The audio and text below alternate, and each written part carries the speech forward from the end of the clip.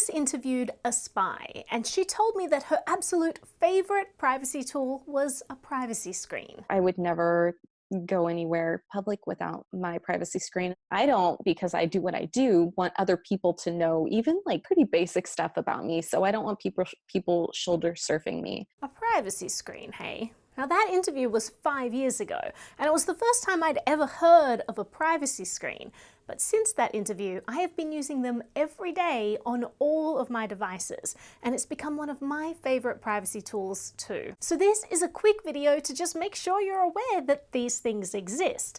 A lot of what we talk about on this channel is technical and purely digital. We oftentimes forget the importance of physical privacy in a world outside of your device. A privacy screen is a super easy analog tool that you can apply today that has powerful results in beefing up your privacy. I'll explain what a privacy screen is, how the technology works, I'll walk you through how to apply your screens to your devices, and finally go over some important tips, especially if you have a fingerprint reader on your phone screen itself that you use. Let's start with understanding what a privacy screen is. It's also known as a privacy filter or privacy protector.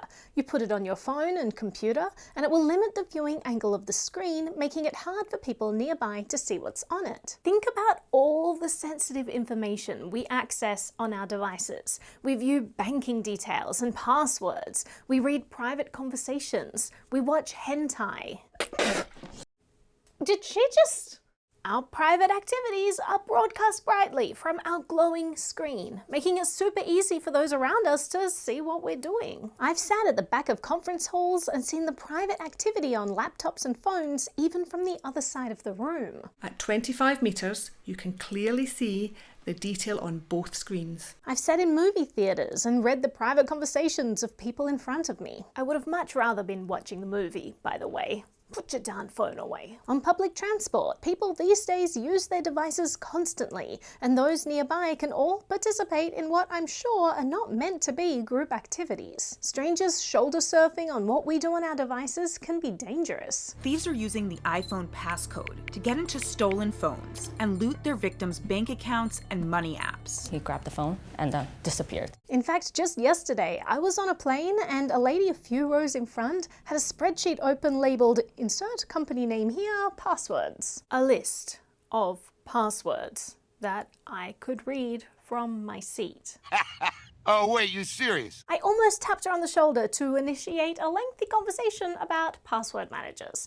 But one simple, often overlooked tool that would have also helped her is a humble privacy screen. With one of these filters attached to her laptop screen, only she would have been able to see what's on the screen, preventing people like me looking from the sides from snooping. Let's briefly talk about how the technology works. Most privacy screens will either use micro-louver tech or polarization tech, and sometimes they have a combination of both. Micro-louver privacy screens have microscopic slats that work similarly to window blinds by controlling the direction of light. These screens use the physical structure of micro-louvers to refract or bend the light as it passes through the screen, directing it straight ahead, allowing only the person directly in front of the screen to see the content. When viewed from an angle, the light is blocked or refracted in such a way that the screen appears dark or completely black. Polarized lenses, on the other hand, are designed to filter the actual light waves, allowing only light traveling in a specific direction to pass through. The molecules in the polarized film are aligned to block horizontal light waves while permitting vertical waves. You can also get screens that combine these technologies. It's all very complicated sounding,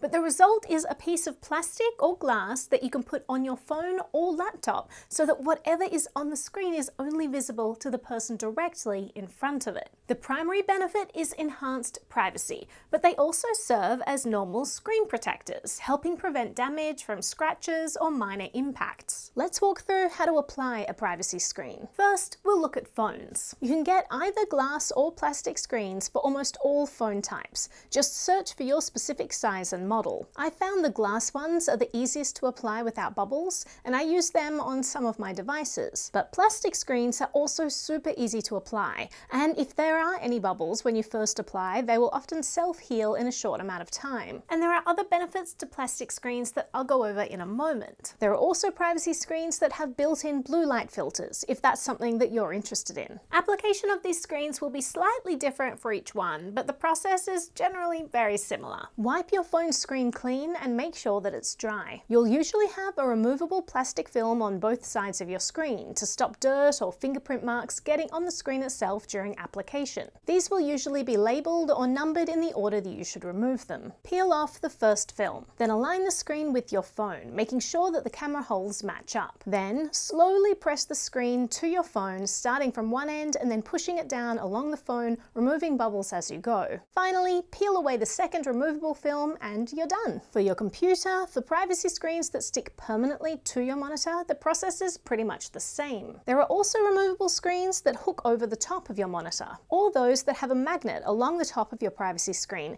that sticks to the top of the laptop screen.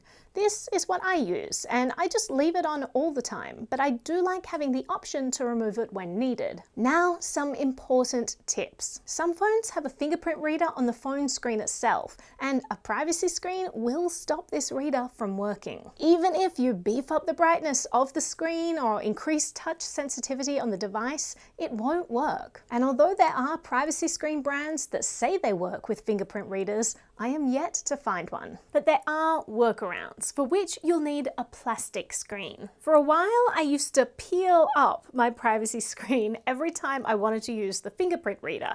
This was a terrible idea, and eventually the privacy screen broke off, leaving me with half a screen on the device. Still better than no privacy screen, but not ideal. Instead, now I have a hole cut out where my fingerprint reader is. It's simple and it keeps my phone very private. The easiest way to do this is rest your privacy screen on top of the phone screen while its protective films are still on. Illuminate the fingerprint reader and draw a circle around it. You're just drawing on something that you'll peel off and throw away later, not the actual screen itself. Cut a line straight through the hole to split your screen in two halves. Cut out the hole on each half and then apply each half of the screen to your device separately. The pieces should fit perfectly together. Some people might not like having a hole or a line across their screen.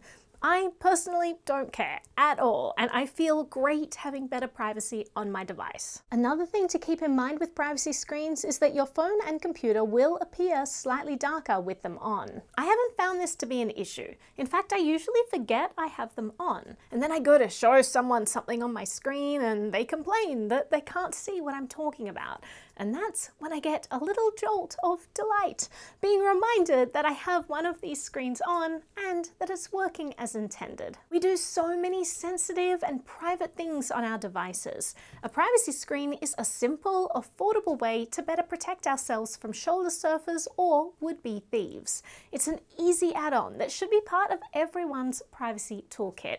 You never know who might be looking over your shoulder, so use a privacy screen for better peace of mind. If you made it all the way here in the video, it means you really like our channel. Consider helping us make it sustainable by donating. NBTV is funded by community donations, and your support goes a long way to helping us make free educational content that teaches people how to reclaim control over their digital lives. Visit nbtv.media/support to set up a monthly tax-deductible donation to our nonprofit. Thank you so much for watching, liking, sharing, and subscribing. Did you know we also have a free newsletter that goes out each week filled with privacy tips and video tutorials? Sign up at nbtv.substack.com. See you there.